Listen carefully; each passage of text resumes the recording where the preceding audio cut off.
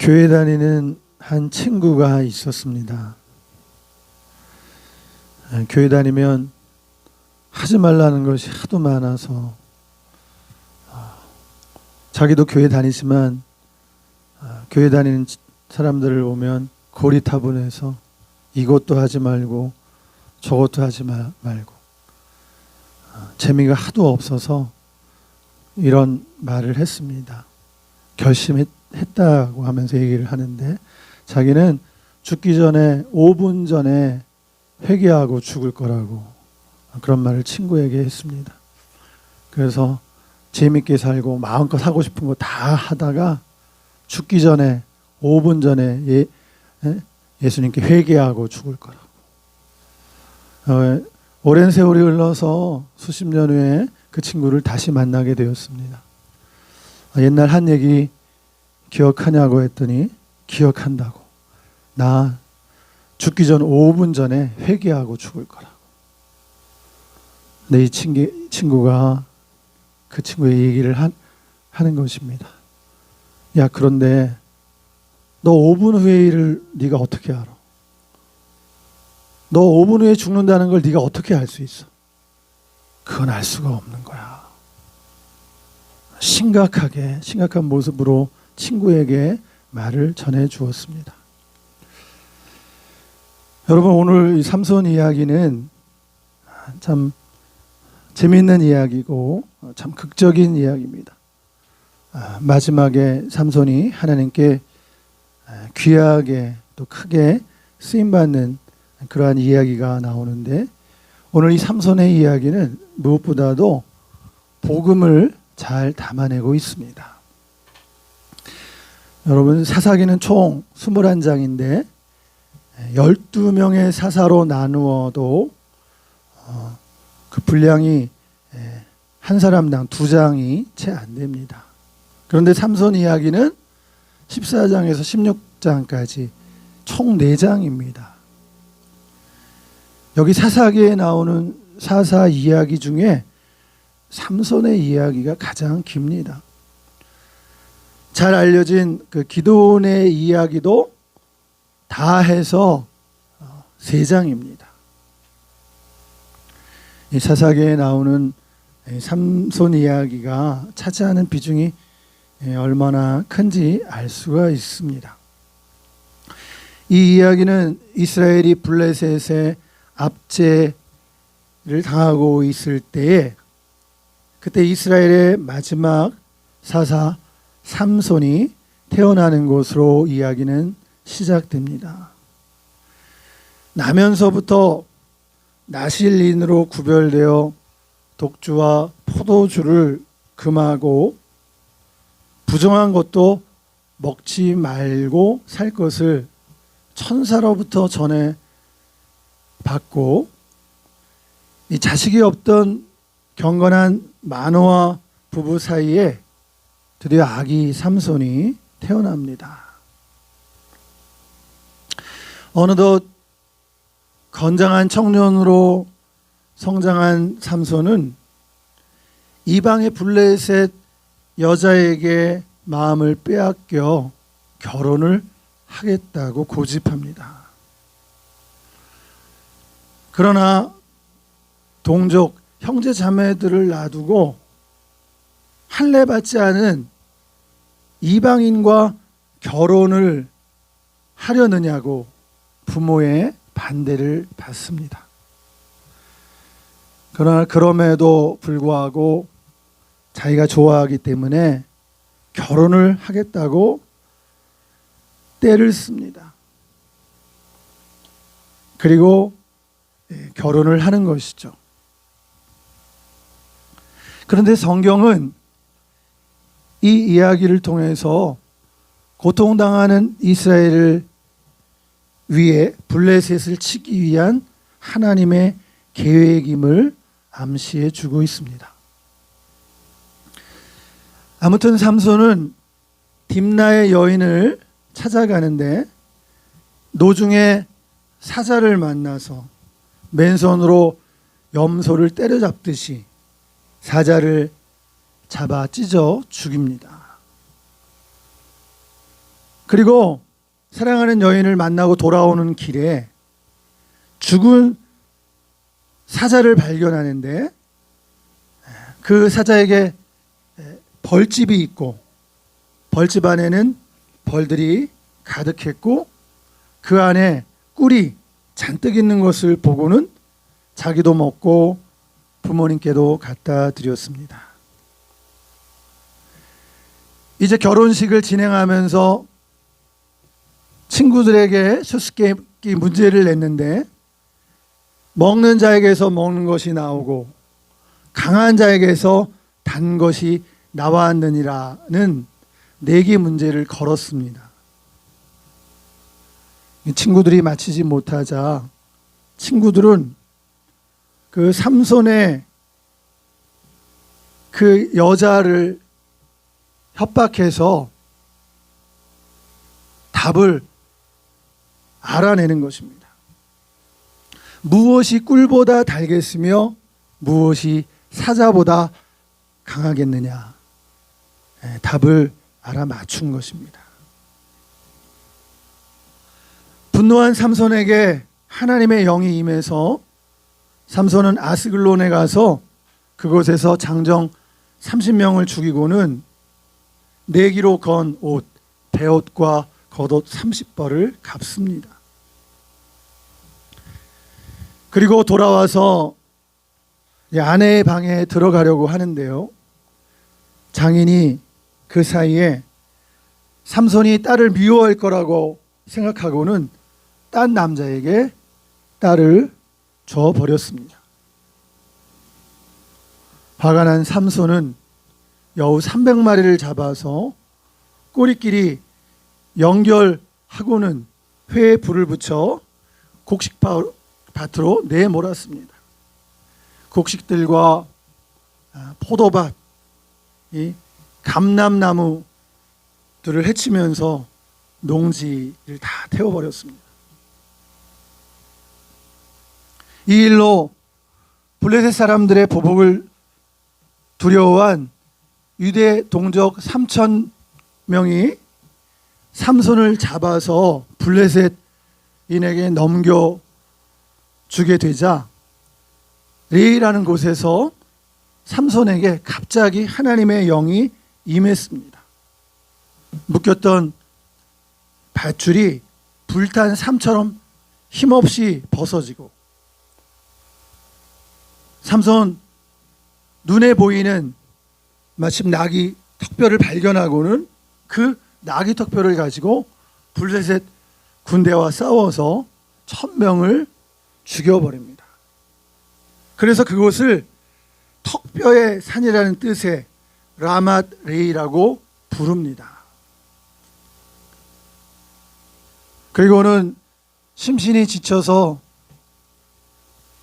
목이 말라 다 죽게 되자 삼손은 다시 하나님께 부르짖어 구하는데 우묵한 곳에서 샘이 터져서 그곳에서 물을 마음껏 마시고 몸도 정신도 회복이 됩니다. 이후 삼손 이야기는 이 삼손이 가사의 기생을 찾아가고 또 소래 골짜기로 찾아가 들리라라는 그 여인을 보고 사랑의 유혹에 빠져들게 됩니다. 블레셋 사람들은 그 여인 들리라를 이용해서 삼손의 힘의 비밀을 알아내라고 합니다. 그 여인의 질문에 삼손이 먼저는 마르지 않은 활줄 7으로 자신을 결박하라고 합니다. 또 새 밧줄들로 자신을 결박하라고 하죠. 그리고는 자신의 머리털 7가닥을 배틀에 넣어서 섞어 짜라고 말합니다. 그러면 이제 자기 힘이 빠져질 것이다, 그렇게 말하는 것이죠. 그러나 다 소용이 없었습니다.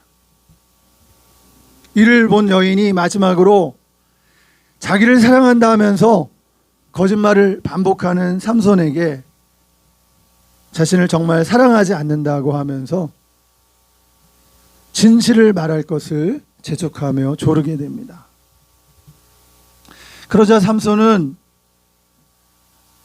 여인이 자기로부터 떠날까봐 그 조르는 그 여인으로 인해서 괴로워하고 죽을 지경이 된 삼손은 결국 그 비밀을 알려주게 됩니다. 그래서 여인은 삼손으로 하여금 자기의 무릎을 베고 자게 하고는 잠든 사이에 사람들을 불러 7가닥의 머리털을 베어냈는데 삼손은 이내 힘이 없어집니다. 블레셋 사람들은 그동안에 당한 일을 복수라고 하듯 두 눈을 뽑고 삼손을 끌고 가서 놋줄로 손발을 묶고는 옥에서 맷돌을 돌리는 일을 시킵니다. 어느 날 승리의 자축년을 열어 삼손을 구경 삼아 드리고는 그들의 다곤 신을 찬양하는데 삼손으로 하여금 제주를 부리게 하죠. 그때 삼손은 자신을 인도하는 소년에게 이 건물의 중심되는 기둥 사이에 자신을 데려다 달라고 얘기를 합니다. 그리고는 그 좌우 기둥을 붙잡고 장렬한 최후를 맞이합니다. 하나님께 부르짖어 기도하기를 주 여호와여 구하옵나니 나를 생각하옵소서.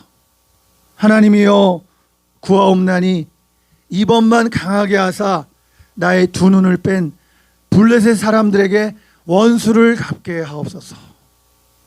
기도하고는 블레셋 사람과 함께 죽기를 원하노라 이렇게 외치며 두 기둥을 잡아 뽑음으로 그 큰 건물이 무너져 내려 그 안에 있던 수많은 사람들이 다 죽게 되었습니다.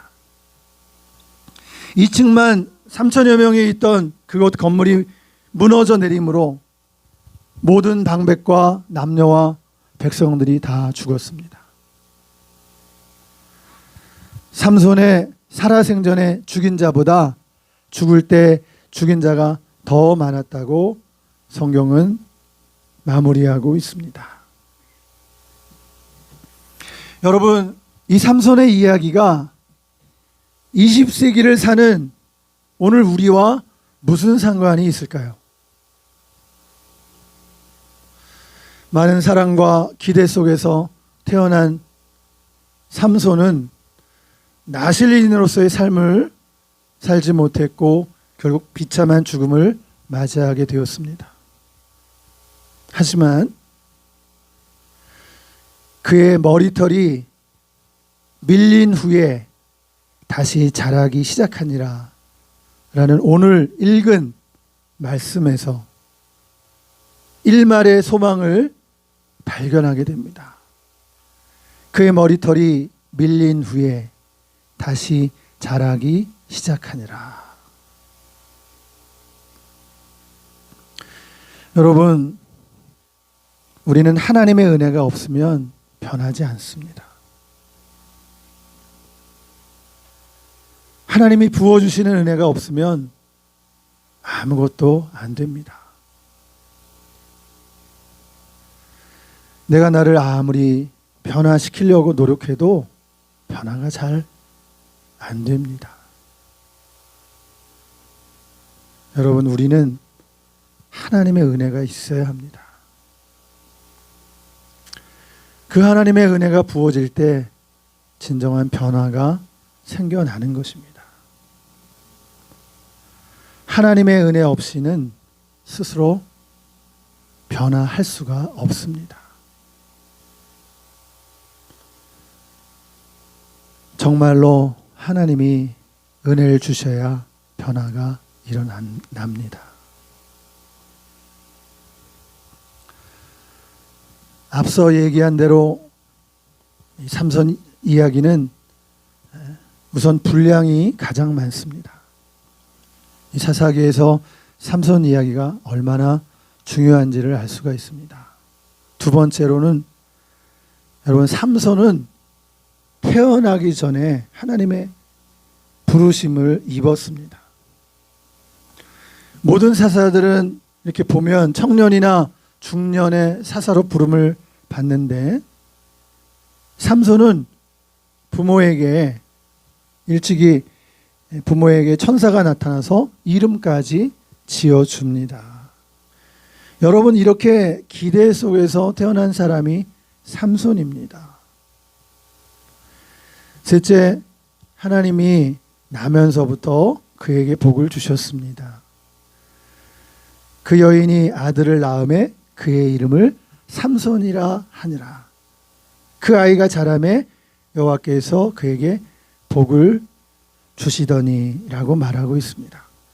그렇게 위대한 기대를 받은 삼손이 오늘 들릴라라는 여인의 무릎팍에서 잠을 자다가 머리를 깎이고 블레셋 사람들에게 잡혀서 두 눈이 뽑히고 그리고 쇠사들에 묶여서 맷돌을 갈고 있는 것입니다. 우리가 볼 때 엄청난 충격입니다. 어떻게 삼손이 이렇게 될 수가 있는가? 기대를 받았고 태어나기 전에 하나님의 부르심을 입었고 하나님의 복을 받은 삼손이 어떻게 이럴 수가 있는가라는 것입니다. 왜 이렇게 되었을까? 온 기대를 받았던 삼손이 왜 이렇게 되었는가입니다. 여러분, 삼손은 태양이라는 뜻입니다. 들릴라는 깊은 어둠이라는 뜻을 가지고 있습니다.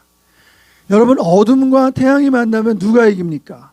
태양이 이깁니다. 캄캄한 어둠 속에 촛불 한 자루라도 하나 있으면 그곳이 환해집니다. 태양빛이 비추면 어둠을 물리치고 환한 빛이 들어옵니다. 자연의 세계에서는 그렇지만 실제로는 깊은 어둠이 태양을 감싸고 있어서 태양이 지금 빛을 못 내고 있는 것입니다. 들릴라의 깊은 어둠이 삼손의 태양을 감싸고 빛을 못 내게 합니다. 영적 어둠은 그러는 것입니다. 영적 어둠으로 인생이 덮여지게 되면 빛을 못 내는 것입니다. 삼손은 영적 어둠에 갇혀서 빛을 못 내고 있습니다. 깊은 어둠이 빛을 내려는 삼손을 꽉 묶어버리고 빛을 못 내게 합니다. 이 삼손이 갇혀있는 감옥이 가사라는 곳에 있습니다. 원래 블레셋은 해안의 5개 도시 국가가 연합해서 이룬 나라입니다. 여러분, 그런데 삼손이 얼마나 강한 사람입니까? 그런 강한 사람이 지금 어둠에 갇혀 있는 것입니다. 어둠에 갇혀서 힘을 잃고 있는 것이죠.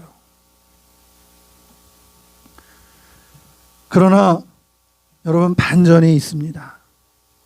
삼손에게 주어진 말씀은 오늘의 본문인 그의 머리털이 밀린 후에 다시 자라기 시작하니라, 이 말씀입니다.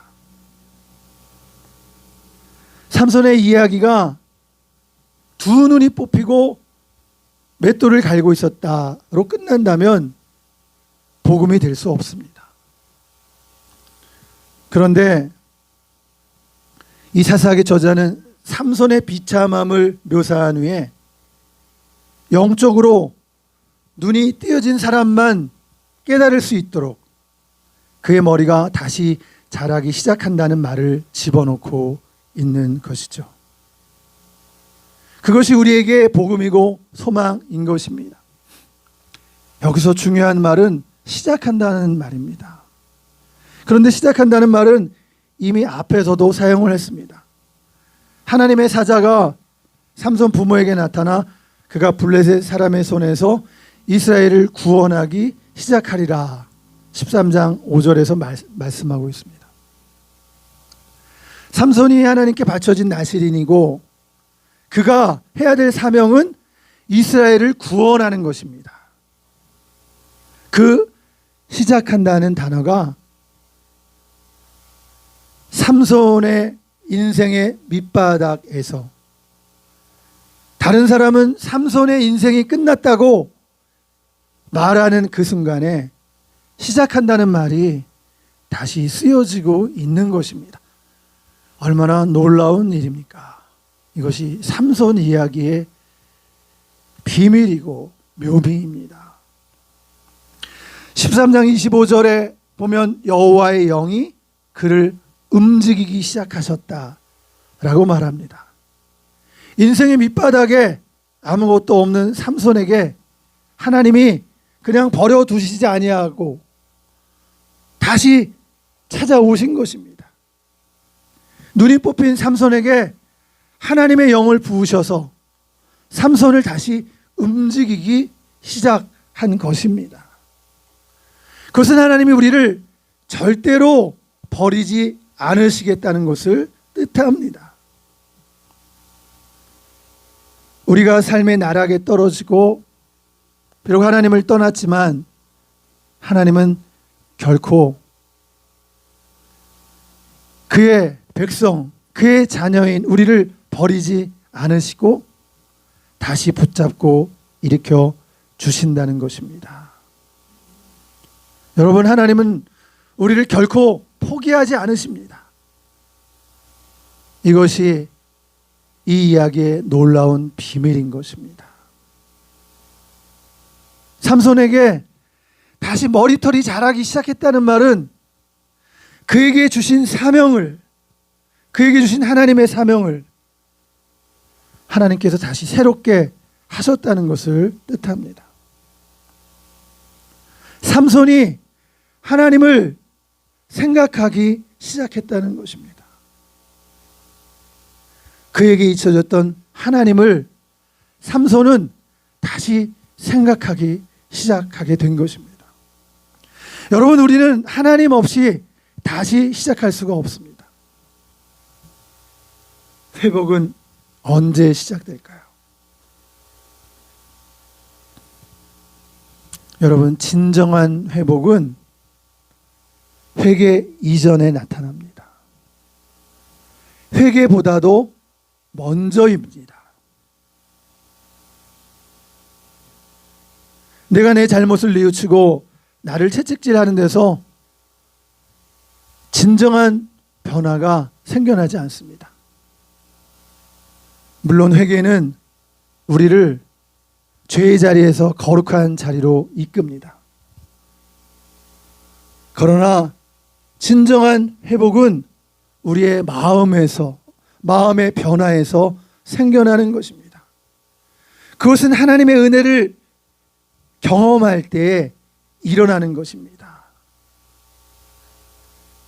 그분이 누구인가를 알고 깨닫게 되면서 회복이 시작되는 것입니다. 두 눈이 뽑힌 자기를 보고 스스로도 낙심하고 절망하고 있을 때 소망으로 찾아오시는 분이 하나님이십니다. 여러분, 우리 그리스도인들은 도덕적이고 윤리적인 차원을 넘어서야 합니다. 여기에 매이고 묶여있게 되면 우리들은 잘못한 사람들에 대해서 정죄하고 비난하기 일쑤입니다. 심지어 그것은 자기 자신에게도 그 잣대를 갖다 들이대게 되는 것입니다. 자신을 정죄하고 쓰러진 자신을 구제불능이라고 낙심 가운데 자신을 두게 되는 것입니다. 여러분, 그러나 우리 그리스도인들은 이런 도덕적인 잣대, 윤리적인 잣대, 도덕적이고 윤리적인 차원을 넘어설 수 있어야 됩니다.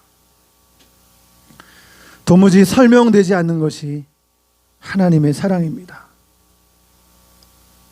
어찌 이럴 수가 있을까? 내 인생은 끝났어야 했는데 이제 모든 것이 끝인데 나는 내가 봐도 잘하는 것이 하나도 없는데 그런데 내가 잘해서가 아니라 거절할 수 없는 사랑으로 그분은 나를 찾아오시는 것입니다. 사랑받을 만하지 않은데 버리고 나를 외면하셔야 하는데 나를 사랑해 주십니다. 사랑으로 오시고 건져 주십니다. 회복시켜 주십니다. 이것이 놀라운 사랑입니다. 진정한 사랑은 조건이 아닙니다. 그냥 날 품어주십니다. 그냥 날 받아주십니다. 그냥 날 사랑하십니다. 사실 그분을 다시 바라보고 그분께로 돌아가는 것이 회개이고 그분을 바라보는 것이 진정한 회복입니다. 여러분, 하나님 없이는 회복이 불가능합니다. 하나님을 다시 생각하게 되고 그 하나님을 만나는 것이 회복입니다. 삼손이 가장 비참한 시기에 했던 기도에 우린 주목하게 됩니다. 주 여호와여 구하옵나니 나를 생각하옵소서. 하나님이여 구하옵나니 이번만 나를 강하게 하사 나의 두 눈을 뺀 저 블레셋 사람에게 원수를 단번에 갚게 하옵소서 라고 기도하는 것입니다. 원래 하나님께 드려지는 제물은 흠이 없어야 합니다. 그런데 두 눈이 없는 삼손, 이 삼손의 기도를 하나님은 받아주셨습니다. 삼손은 여기서 비로소 자신을 전부 내드렸습니다. 진정한 나시린의 모습으로 자신을 드렸습니다. 원래 하나님께 드릴 때는 흠이 없어야 하는데, 점도 없어야 하는데, 삼손은 두 눈이 뽑히고 머리털이 깎여지고 흠이 많았지만 삼손이 가장 흠이 많을 때 하나님께 드려졌습니다. 하나님은 흠 많은 삼손을 있는 그대로 받아주셨습니다. 그것이 은혜입니다. 성경은 이렇게 구속사적으로 봐야 되는 것입니다. 하나님은 점도 흠도 없는 예수님을 흠이 많은 내게 보내주신 것입니다. 너희가 알거니와 너희 조상의 유전한 망정된 행실에서 구속된 것은 오직 흠없고 점없는 어린 양 같은 그리스도의 보배에 의로운 피로 한 것이니라 말씀합니다. 여러분, 삼손이 살아서 두 눈이 있고 힘이 건장할 때보다 가장 밑바닥에서 자신을 하나님께 드렸을 때 그를 귀하게 보셨고 그런 그를 하나님은 사용하신 것입니다. 나 같은 죄인 살리신 주 은혜 놀라워.